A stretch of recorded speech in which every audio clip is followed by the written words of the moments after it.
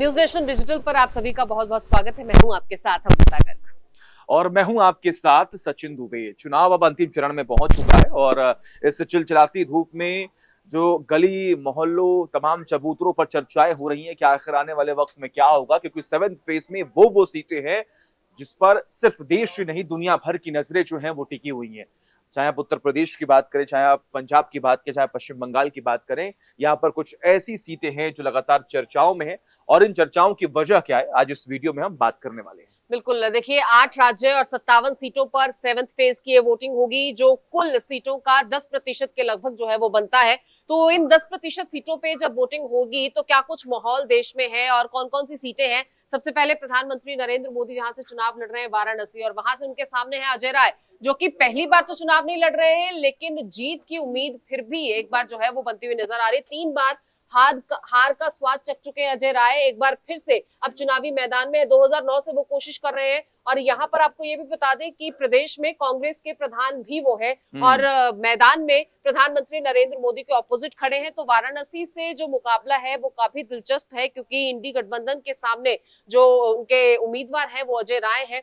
अनुभव बहुत है लेकिन जीत का अनुभव जो है वो कहीं ना कहीं सचिन बहुत कम है। और देखिए हमने इस चुनावों में ये भी देखा कि राम से लेके राशन और ईडी से लेके सीबीआई, ये वो अहम मुद्दे हैं जो लगातार चर्चाओं में रहे, जिसको लेकर विपक्ष भी एकजुट हुआ सिर्फ एक चेहरे को, एक पार्टी को हराने के लिए। और इसी मुद्दे को लेकर कहीं ना कहीं बीजेपी भी जो है वो सबके सामने जा रही है, ये बताने के लिए कि देखिए किस तरीके से सिर्फ सत्ता पाने के लिए ये सारे विपक्ष जो हैं, जो टुकड़े में बटे हुए थे, आज वो एक साथ आ गए, क्योंकि सिर्फ उनको सत्ता चाहिए, सिर्फ उनको कुर्सी चाहिए। लेकिन जैसा कि आपने जिक्र किया कि वाराणसी वो सीट जिस पर सबकी नजरें टिकी हुई हैं, हॉट सीट है, पीएम नरेंद्र मोदी वहां से तीसरी बार चुनावी मैदान में है। इससे पहले 2 सीट और रही है, फूलपुर और लखनऊ, जहां से देश के पीएम ने कई बार वहां पर चुनाव जो है वो लड़ा है। फूलपुर से मेरे ख्याल से पंडित जवाहरलाल नेहरू और अटल बिहारी वाजपेयी लखनऊ से 5 बार वहां से चुनावी मैदान में उतरे। लेकिन वाराणसी की अगर विशेष तौर पर बात करें तो वाराणसी में देखिए जो डेवलपमेंट हुआ है, हालांकि अभी तो आप गई भी थी मेरे ख्याल से, तो आपने वहां का डेवलपमेंट देखा भी होगा, लोगों से बात भी की होगी। वो डेवलपमेंट ये बता रहा है, वो विकास ये बता रहा है, वहां की विचारधारा ये बता रही है कि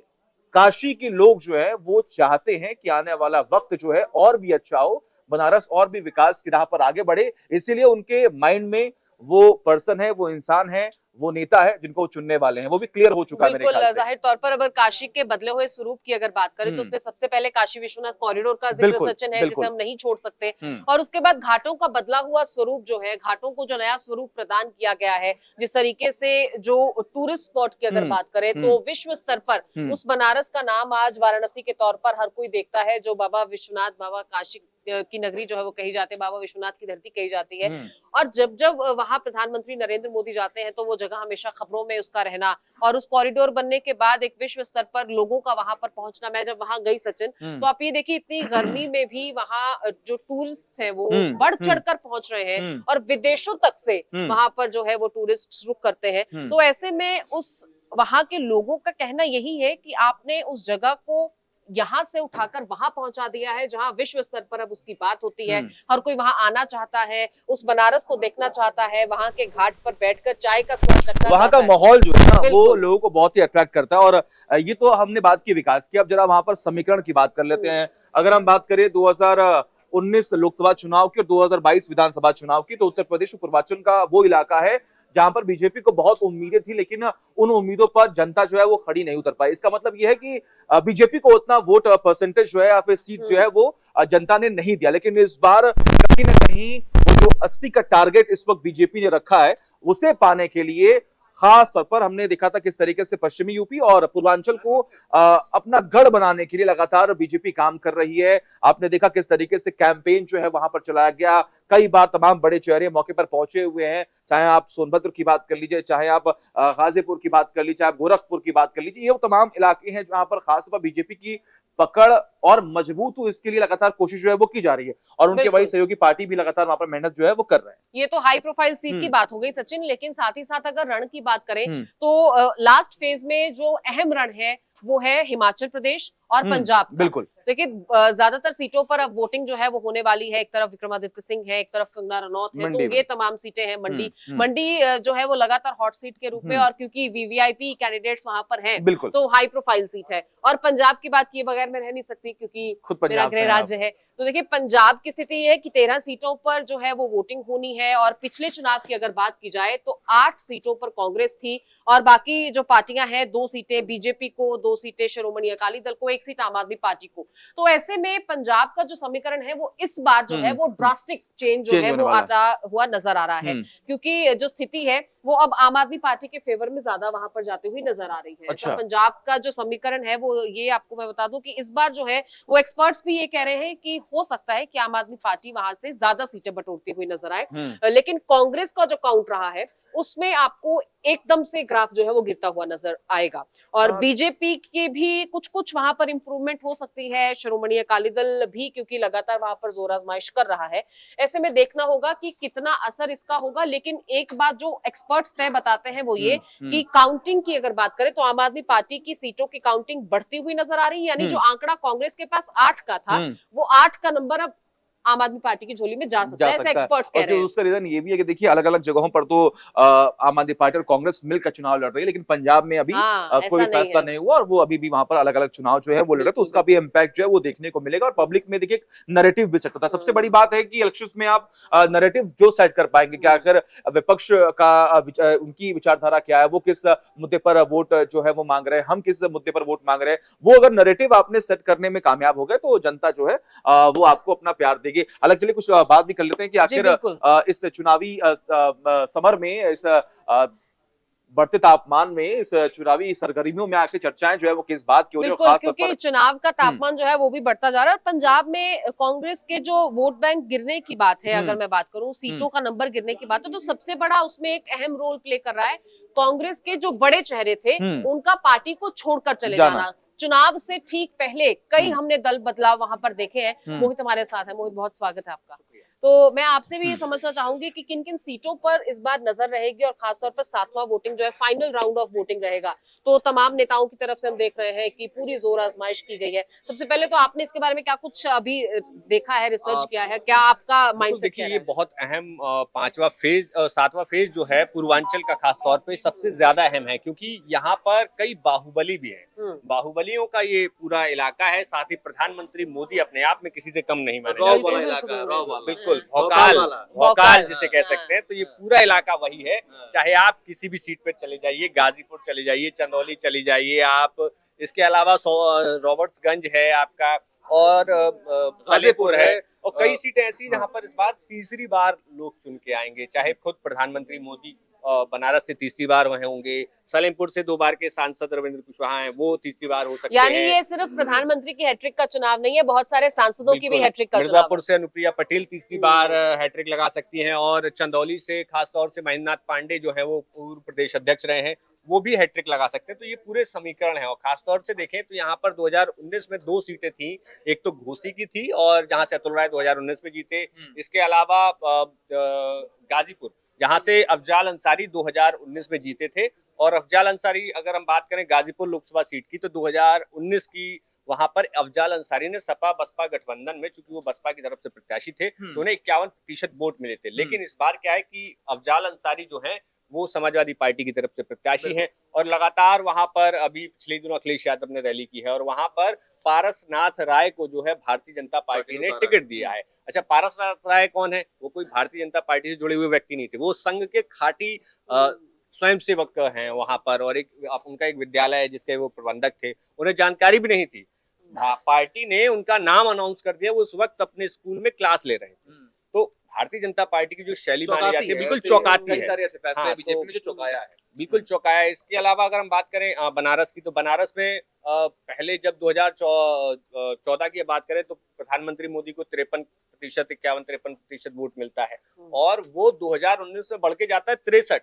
तो अब चैलेंज ये है कांग्रेस के अजय राय के सामने कि वो 63 तक कैसे पहुंचेंगे, या फिर उस 63 को कितना कम कर पाएंगे, अपना ग्राफ कितना बढ़ा पाएंगे। क्योंकि अगर हम बनारस मतलब मामला हार जीत का नहीं है, सिर्फ आप अपना सुधार कितना कर रहे हैं वो भी एक बड़ी बात है, क्योंकि अब तीसरी बार जो है वो मैदान में है, और लगातार 3 हार के बाद अगर आप फिर से मैदान में हैं, आप पर विश्वास जताया गया है, तो लोग कहीं ना कहीं ये भी आपको परखेंगे कि भाई जीत हार तो बात की बात है। जैसे नेशनल लेवल पर एक नैरेटिव सेट है आप margin कि तो कम कर पा रहे हैं। जीत हार तो बात की बात है, लेकिन 400 से कितनी ज्यादा कितनी कम, हम्म। ये नेशनल लेवल की बात हुई। और अगर एक सीट की बात करें तो वही कि आपने अपना सुधार कितना किया, अपना बिल्कुल। वोट बैंक कितना बढ़ा लिया। और उसके लिए तो खैर प्रियंका गांधी ने भी और डिम्पल यादव मिलकर लगातार वहां पर बहुत प्रचार हुआ रोड शो है। किया गया। तो अभी ये और पिछले दिनों राहुल गांधी और अखिलेश यादव खुद उत्तर प्रदेश के दो शहजादे कह लीजिए। तो हाँ। पीएम नरेंद्र मोदी ने भी जो मैं कहता कि नैरेटिव जो है वो बहुत ही बढ़िया सेट किया है।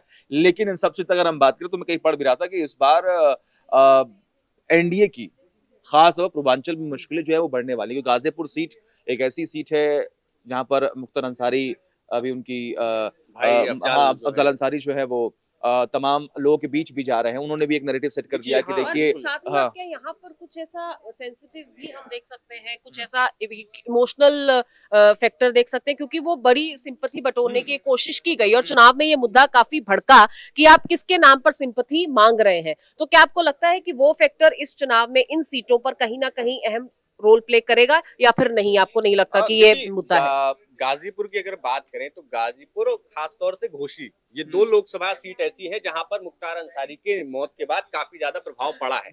ये अगर हम स्थानीय तौर पर देखें वहां पर कहीं ना कहीं, अच्छा घोसी में क्या है कि घोसी पिछली बार बहुजन समाज पार्टी से अतुल राय जीते, इस बार जो है एनडीए की तरफ से उन्होंने अपनी सहयोगी पार्टी ओम प्रकाश राजभर को वहां पर वो सीट दी है। तो वहां पर ओम प्रकाश राजभर के जो बेटे हैं अरविंद राजभर, वो वहां से चुनाव लड़ रहे हैं। अब अरविंद राजभर के सामने चुनौती ये होगी कि समाजवादी पार्टी के बड़े नेता हैं राजीव राय, वो वहां पर चुनावी मैदान में। अच्छा राजीव राय के बारे, अच्छा वहां घोसी में मेन बात ये है कि अभी घोसी में एक उपचुनाव हुआ था जब दारा सिंह चौहान जो है वहां से सपा से जीते थे, लेकिन उन्होंने पार्टी छोड़ दी, फिर दोबारा चुनाव में उतरे, लेकिन वहां से घोसी से इसके बावजूद वो हार गए बीजेपी से और समाजवादी पार्टी के प्रत्याशी जीत गया। तो इतना तो है कि वहां पर घोसी के समीकरण जो है वो विपक्ष मान के चल रहा है कि उनकी मजबूत स्थिति है। एक और बात जैसे आपने दारा सिंह चौहान का जिक्र किया, इसके अलावा अगर हम देखें ओम प्रकाश राजभर को देख लीजिए किस तरीके से उन्होंने पार्टी बदली। उनको लगा कि अब मुझे इस पार्टी में और मौका नहीं मिल सकता है, मुझे वो पद नहीं मिल सकता है, अगर जनता हो सकता है मुझे हाशिए पर रखे, तो उन्होंने तो पार्टी जो है वो बदल दी। पार्टी बदल के प्रत्याशी कैंडिडेट नेता अगर जाते हैं तो पब्लिक का जो वोट है क्या वो भी ट्रांसफर होता है? और एक और यहाँ पर बहुत दिलचस्प बात ये है, या सवाल कह लूं पब्लिक की तरफ से, कि क्या जब एक वोटर वोट करता है वो पार्टी को भी मद्देनजर रखता है, वो कैंडिडेट को भी देखता है, वो उसकी लोकल परफॉर्मेंस को भी देखता है, तो क्या ये दल बदल की जो राजनीति है, क्या इससे एक वोटर ठगा हुआ महसूस नहीं करता है? देखिए वोटर के इतर अगर हम बात करें, उत्तर प्रदेश में एक राजनीति होती है जाति की राजनीति, और ओम प्रकाश राजभर को जो राजभर वोटर्स हैं उनका एक नेता माना जाता है, और खासतौर पर राजभर वोटर्स में पकड़ है, वो जहां जाते हैं वो वोटर्स उस तरफ मूव करता है, इसलिए वो मजबूती के साथ कभी इस पक्ष में होते हैं तो कभी उस पक्ष में होते हैं। तो इसलिए इस बार अगर वो अरविंद राजभर अपने बेटे को एक टिकट दिया है उन्होंने, और वहां पर वो एनडीए की तरफ गए जस्ट इस चुनाव के ठीक पहले, तो हो सकता है उनकी मजबूत स्थिति हो। लेकिन अगर हम दूसरी जातियों की बात करें और तमाम जो जातियां हैं उनको वो कितना रिझा पाते हैं, कितना उनको उन तक अपनी मैसेजिंग कर पाते हैं, क्योंकि आपकी जाति आपके पास है, लेकिन जो दूसरे लोग हैं वो आप पे क्वेश्चन कर सकते हैं कि भाई आप यहाँ से वहां, वहां से वहां। और चूंकि कई नेता उत्तर प्रदेश की राजनीति में ऐसे हैं जिनके हर 6 महीने साल भर में जो है स्टैंड जो है बदलता है, और ऐसे कई नेता हैं, लंबी लिस्ट है उसमें। तो अगर राजभर वोटरों की, चूंकि बहुत मुश्किल है, अगर आप बॉडी लैंग्वेज अभी पिछले दिनों का देखेंगे ओम प्रकाश राजभर का, काफी चेहरा, अभी पिछले दिनों योगी आदित्यनाथ खुद घोसी में चुनाव प्रचार के लिए गए, वहां पर बॉडी लैंग्वेज बहुत हल्की नजर आई ओम प्रकाश राजभर की। तो मुश्किल कम नहीं है ओम प्रकाश राजभर के लिए। तो बीच में उनका कुछ बयान भी खूब वायरल हुआ था, उन्होंने कोई स्टेटमेंट भी दे दिया था जो लग रहा था कि नाराजगी जो है वो देखने को मिल रही है, लेकिन खैर ये तो आने वाला वक्त है। बयानबाजियां तो लगातार जो है वो नाराजगी का विषय बनी। अगर अन्य राज्यों की बात कर ले हम, बात पंजाब, हिमाचल और उत्तर प्रदेश की छोड़ के, तो अन्य राज्यों में कहाँ इस वक्त ज्यादा सरगर्मी है 7वें फेज की वोटिंग को? देखिए बिहार में खासतौर पे जिस तरीके से अभी प्रधानमंत्री मोदी ने कहा कि जो लोग हेलीकॉप्टर लेके घूम रहे हैं उनको जेल जाना पड़ेगा, उसको जिस तरीके से तेजस्वी यादव ने बिहार स्मिता से जोड़ दिया सीधा सीधा, तो वो वोटरों को कितना इम्पैक्ट करेगा। और प्रधानमंत्री मोदी लगातार रैलियां कर रहे हैं, और खासतौर पर उनके साथ जो नीतीश कुमार का गठबंधन है और चिराग पासवान भी है, वो फैक्टर कितना असर करेगा और कितनी 40 सीटों में से कितना कन्वर्ट करेगा, मुझे लगता है ये आप ज्यादा बेहतर वो तो देखिए हम भी लगातार जब ग्राउंड पर जाते हैं लोगों से बात करते हैं तो उसका भी एक बहुत शुक्रिया मोहित आपका। अलग ही जो रिजल्ट है वो देखने को मिलता है जब लोगों से बात होती है। लेकिन एक चीज मैंने ऑब्जर्व की है कि देखिए इंडिया गठबंधन या फिर जिसको पीएम नरेंद्र मोदी बीजेपी कहते हैं कि इंडिया गठबंधन है, उसका भी एक इम्पैक्ट जो है वो देखने को मिलेगा, लोगों के बीच जाएगा। क्योंकि 10 साल में बहुत कुछ ऐसा हुआ है जहां पर लोगों को बहुत खुशी भी मिली है कि नहीं ये हमें उम्मीद नहीं थी, लेकिन पीएम नरेंद्र मोदी ने वो कर भी दिया। लेकिन बहुत सारे ऐसे भी लोग हैं जो नाराज भी हैं। हालांकि देखना होगा आने वाले वक्त में क्या होता है, क्योंकि सबका अपना अपना एक अपनी अपनी एक विचारधारा है, अपनी अपनी उनकी एक आइडियोलॉजी है, उनका एक उनको एक सोचने का अधिकार जो है वो दिया गया। हालांकि देखते हैं क्या होता है आने वाले वक्त में। बिल्कुल, जाहिर तौर पर तो ये तमाम उन सीटों पर हमने चर्चा की, उन राज्यों की बात की जहां पर 7वें फेज की वोटिंग जो है वो होने वाली है। इसके इतर पश्चिम बंगाल, उड़ीसा और झारखंड में भी जो है वो वोटिंग होगी। तो आपसे अपील यही है कि अपने घरों से निकलिए और अपना मन बनाइए, वोट करिए, क्योंकि मतदान आपका अधिकार है और बड़े संघर्ष के बाद देश को ये अधिकार मिला है। तो हर निजी स्तर पर आप जो सोच रहे हैं वो आपको सोच आपके विकास को लेकर अफेक्ट कर रही है, किसी नेता को लेकर आपकी कोई राय है, अपने आप निजी उस गृह क्षेत्र को देख रहे हैं, या फिर आप देश व्यापी जो राजनीति चल रही है उस स्तर पर सोचते हैं, जो भी आपकी सोच है उसको एक बार फिर से एकाग्र कीजिए और अपने नेता को समझिए, अपने स्थान के मुद्दों को समझिए और वोटिंग के लिए जरूर निकलिए, क्योंकि 7वें फेज की वोटिंग इस 2024 लोकसभा चुनाव की आखिरी वोटिंग और आखिरी मौका आपके पास अपने मत का अधिकार का इस्तेमाल करने का, क्योंकि 5 साल तक फिर आप नहीं बोल पाएंगे कि ये किसकी सरकार बन गई, कौन ने चुना गया। तो अगर आपको हमारा ये डिस्कशन अच्छा लगा तो इसे शेयर भी कीजिए और तब तक के लिए बाय, खुश रहिए, स्वस्थ रहिए, मस्त रहिए और देखते रहिए news nation digital. Thank you.